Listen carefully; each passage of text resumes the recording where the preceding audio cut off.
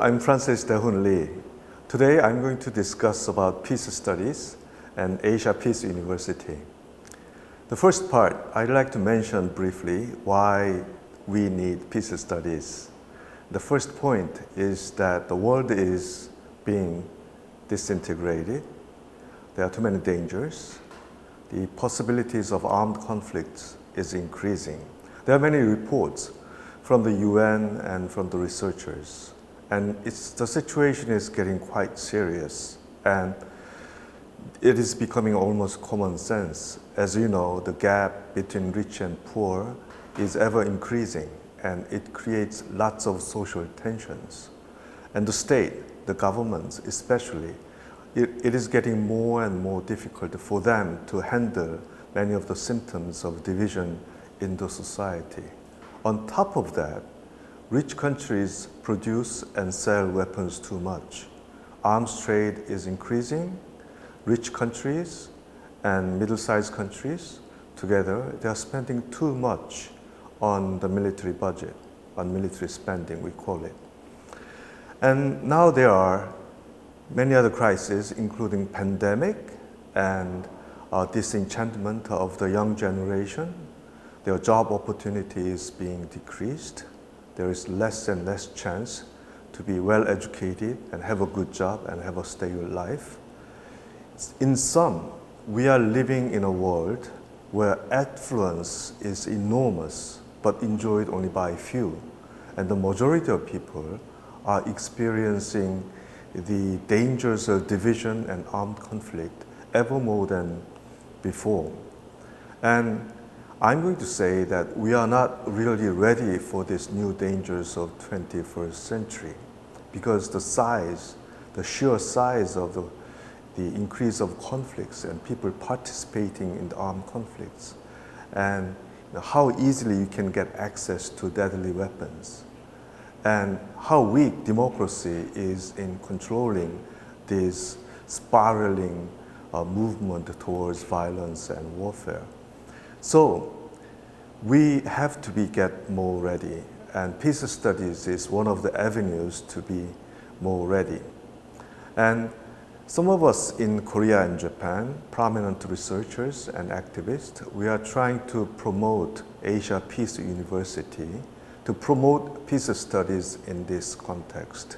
Especially, we think this is really necessary in Asia in general, and particularly necessary in Northeast Asia. Particularly in Northeast Asia, I emphasize, as you know, China, Russia, US, Japan, we have in the region, and North Korea and South Korea. There was a huge war in the 1950s, and they are divided, and they are still confronting. And behind the confrontation of two Koreas, there are mega superpowers behind. And all of these countries are mega spenders in weapons and military exercises. So what do we have? We have the most fragile, rich but most fragile region. Maybe each country is not, but the region as a whole is the most fragile region in the world where concentration of weapons and destructive power is just beyond imagination. So we think an institution which focuses on peace studies and therefore which can foster able people who can exercise peace studies to transform their own society, and on top of that, the region is really highly important. Well, the peace studies I think of is like this. Basically, simply, peace studies is studies about conflict. It is about violence, and it is about peace building. So there are three subtopics in peace studies. And many people agree that peace study is a normative study, which means we have an objective, we have an orientation, psychological, intellectual, and political and practical orientation, which means we need to change the society and the world to be more peaceful. So there is very strong normative push in peace studies. Therefore, having an institution for peace studies means that the institution, the university, will focus on studies of conflict, conflict analysis, conflict transformation, skills of mediation and negotiation, etc., and studies of violence, why a person, a group, or society falls into violence, and how violence plays into politics, economics, and into the culture, into interpersonal relationship as well. So we plan to do those studies in order to produce people who are practical and who are able to exercise what they have learned in their own society.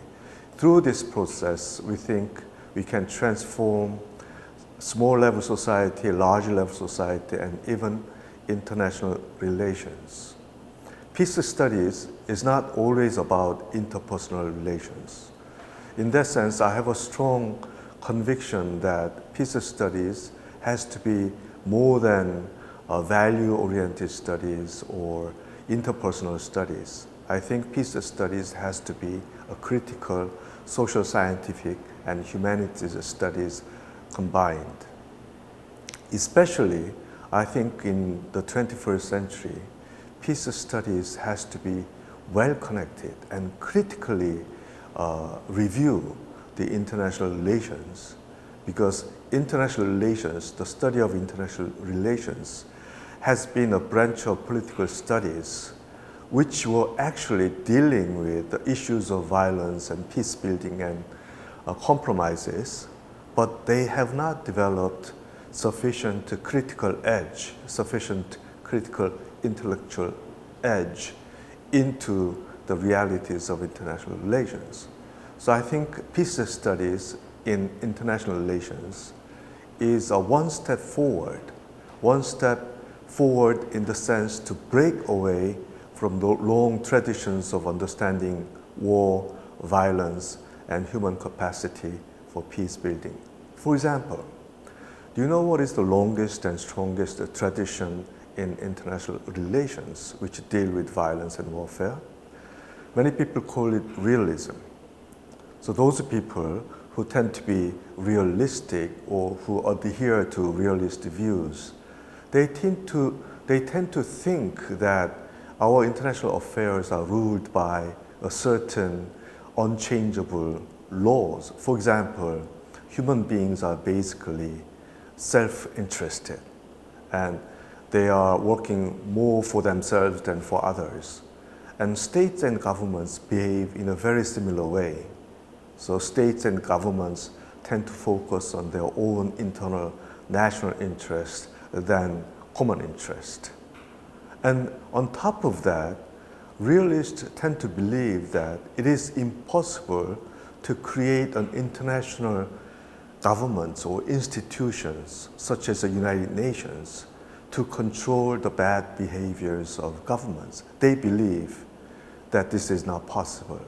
In that sense, it is quite a pessimistic and law-oriented political thinking dictating us that violence is a necessary tool in politics because there's no other guardian, no other protector for yourself than your own governments and yourself.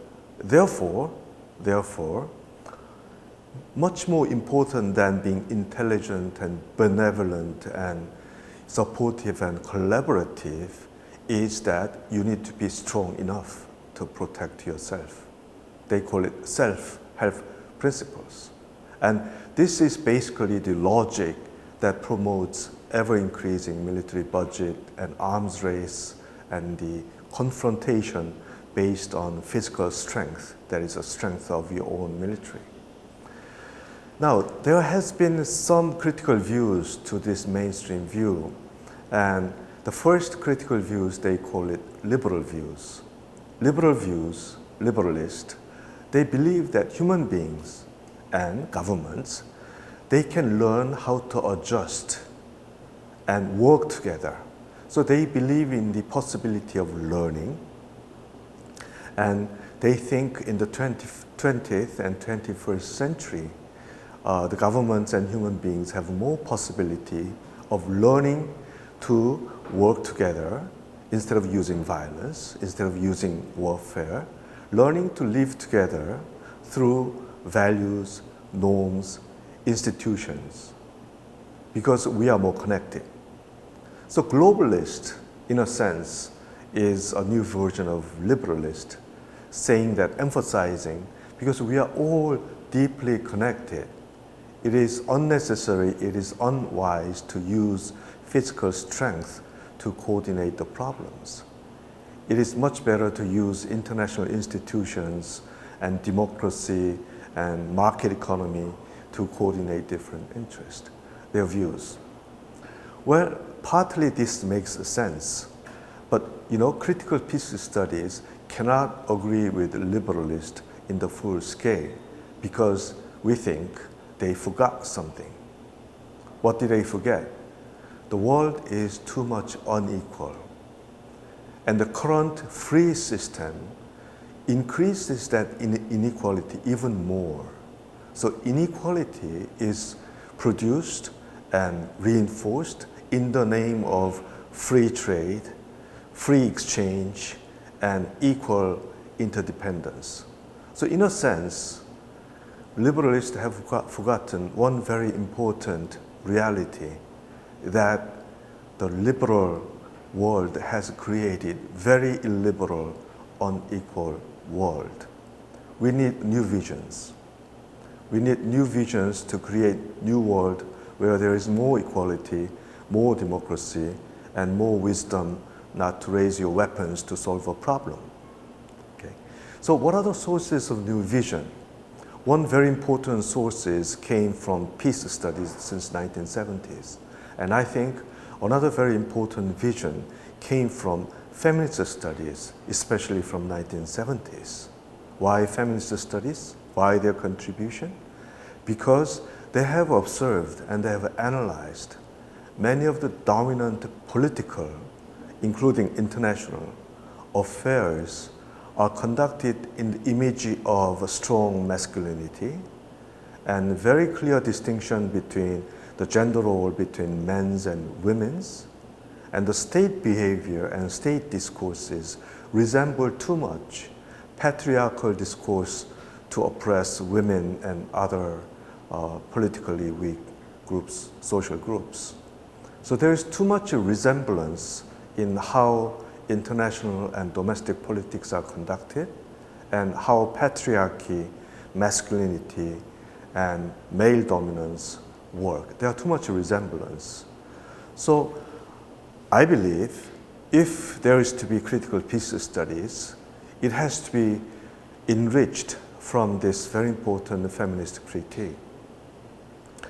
And I think there is another third source of vision in promoting peace studies as an alternative, which is, from my perspective, is a constructive thinking.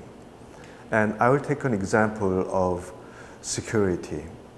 For example, in Korea, North Korea will point the US forces and South Korean forces and Japan as a major threat, and they will legitimate the development of nuclear weapons and other weapons in their land. But South Korea, in terms of logic, does the same thing. For more than 7 decades, North Korea was the main threat, and that's why South Korea has developed world's 6th strongest army. And on top of that, there is a presence of the strongest military force, that is US forces, all over the country in South Korea. So they call it security. We provide security to our own people because there is an objective threat. That's North Korea in case of South Korea, and that's South Korea and the US in case of North Korea. So security is a real object, and therefore my stance for military spending and military readiness is as real. Now there has been new thinking, and in academia it's called Copenhagen School of Critical Studies, and they have studied and analyzed that security has never been a real object. It has been a political interpretation, discourse by the existing power. And the majority of people, even if they are living in democracy, they don't have any say in understanding, interpreting, analyzing, and exercising security. What have they found? They have found security is a political practice to alienate the largest majority of people from the decision making on the so-called security affairs. For what? For the monopoly of decisions by few experts and statesmen. It's almost like medieval church. The truth is monopolized by few hands, and the majority has to follow the decision in blindfolded way. This is not proper in a democratic world. Security has been an exceptional arena in modern politics where democratic control has been exempted. So what is the vision from these studies? Is that security is not an object, it's a construct. It's a political construct. It's an artificial production by a few powerful people. And it's a political process of alienating majority sovereign citizens.